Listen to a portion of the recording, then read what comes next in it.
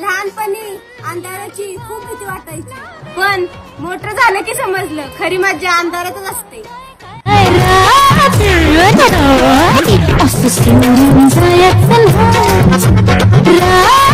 मग एक काम कर, कधीतरी लाईट चालू करून बघ, अजून मजा येईल.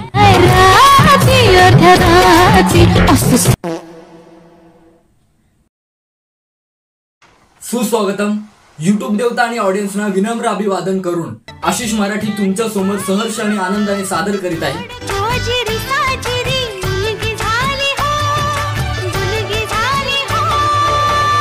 तर आजच्या व्हिडिओ मध्ये मी रोस्ट करणार नाही, तर मी आज डीजे वाजवणार आहे.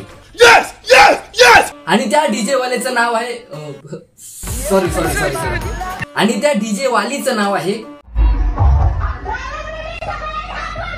डीजे रीना. गुलाबाचं फुल किती पण दिसायला सुंदर असलं ना, त्याला शेट्ट. अगं हे शिवी काय, त्याला काटे मात्र असतातच.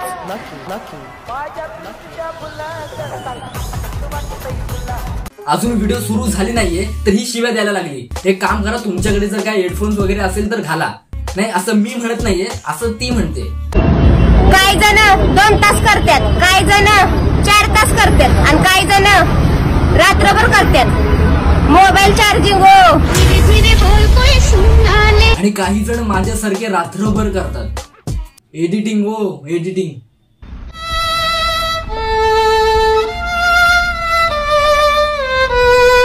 युट्यूब माझ्यावर नाराज झालाय, त्यांनी चॅनलची रीच कमी केली, तुमच्यापर्यंत तो व्हिडिओ पोहोचवत नाहीये. प्लीज तुम्ही ह्या व्हिडिओला लाईक करा आणि शेअर करा. दररोज व्हिडिओचे व्ह्यूज पाहून मी काही जण 2 तास करतात, काही जण 4 तास करतात, आणि काही जण रात्रभर करतात मोबाईल चार्जिंग. हे बघ, काही जण 2 तास करो किंवा 4 तास किंवा रात्रभर करो, पण मला तरी असं वाटतं की सर्वजण फोनची चार्जिंग अशी करतात. पण तुझ्याकडे असा कोणता फोन आहे की तू अशी चार्जिंग करतेस? काही जण रात्रभर करतात. कैसा मोबाईल चार्जिंग. मी काय म्हणते, ते लग्नाच्या पहिल्या रात्री दुधाचा ग्लास घेऊन जाणं योग्य आहे का?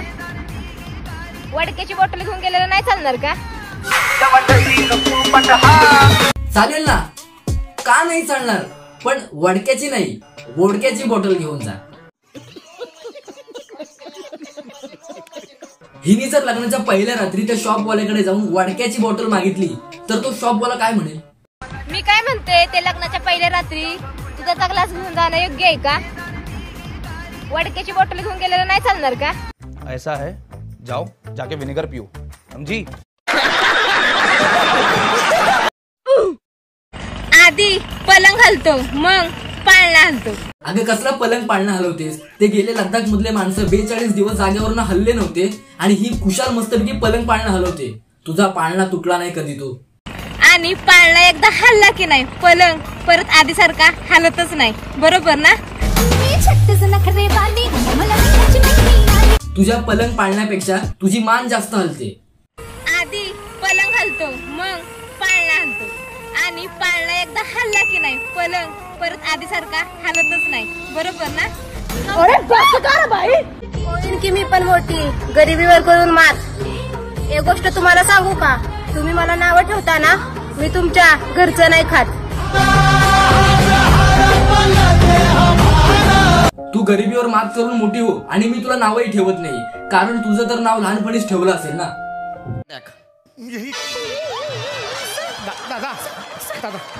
अगं छिन्नाल, कपडे बदलल्यासारखी तू पोरं बदलती. उभी बघा कशी राहिली, मस्तपैकी 2 हात कमरेवर ठेवले. ही कोण दिसते माहितीये? एक ती बाई असते जी दररोज सकाळी पाणी भरताना मॅक्सी खचून कमरेवर हात ठेवून फक्त भांडायला तयार असते ना, सेम तशी वाटते. अगं छिन्नाल, कपडे बदलल्यासारखी तू पोरं बदलती आणि स्वतःला रिस्टर समजती. मग तू काय वेगळं करतेस? कपडे बदलल्यासारखे ही हिचे विचार बदलते. कधी चांगले रील बनवते आणि कधी शिव्यांचे. मग आता ही जे काय बोलले ते हिला पण लागू होतं ना. आयुष्यात विचार करायचा असेल तर आई वडिलांचा करा, कारण लोक हसायला येतात, पोसायला नाही. मुलींनो, हात त्याचाच धरा जो तुमच्या हातात देईल. हात ओ. अगं छिन्नाल, कपडे बदलल्यासारखी तू पोरं बदलती आणि स्वतःला रिस्टर समजती. प्रेम करायचं असेल तर तुटलेल्या हृदयावर करा, कारण खरं प्रेमाची किंमत त्यालाच माहित असते.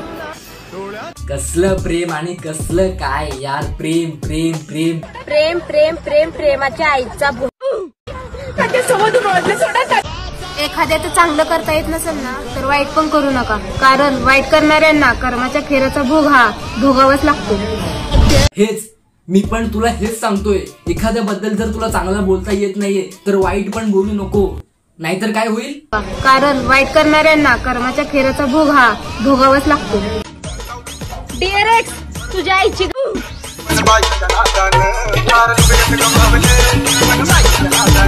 तुझ्या डिअर एक्स बद्दल जर तुला एवढाच राग असेल, त्याला शिव्या घालायच्या असतील, अगं मग कॉल कर. फेसबुक, व्हॉट्सअप, स्नॅपचॅट, टेलिग्रामवर त्याला शिव्या घालायच्या असतील तेवढ्या घाल ना.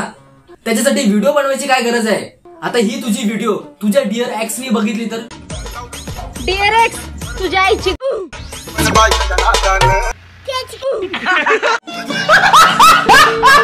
थोडं का होईना मार्केटमध्ये तर नाव झालंच माझं, नाहीतर माझी चर्चा त्या जळणाऱ्याच्या बैठकीत कधी झालीच नसती. गेली 2 वर्ष मी ह्याच मार्केटच्या शोधामध्ये आहे. कोणत्या मार्केटमध्ये यांचं नक्की नाव होतंय ना तेच कळत नाहीये. जो तो येऊन एवढंच बोलतोय. थोडं का होईना मार्केटमध्ये तर नाव झालंच माझं, नाहीतर माझी चर्चा त्या जळणाऱ्याच्या बैठकीत कधी झालीच नसती. नाच केला पण वाया नाही गेला, झाले ना माझे 50K. घ्या, हिचे पण झाले 50K वाईट रील्स बनवून. पण एक मात्र लक्षात ठेव, वाईट करणाऱ्यांना कर्माच्या खेराचा भोग हा भोगावाच लागतो.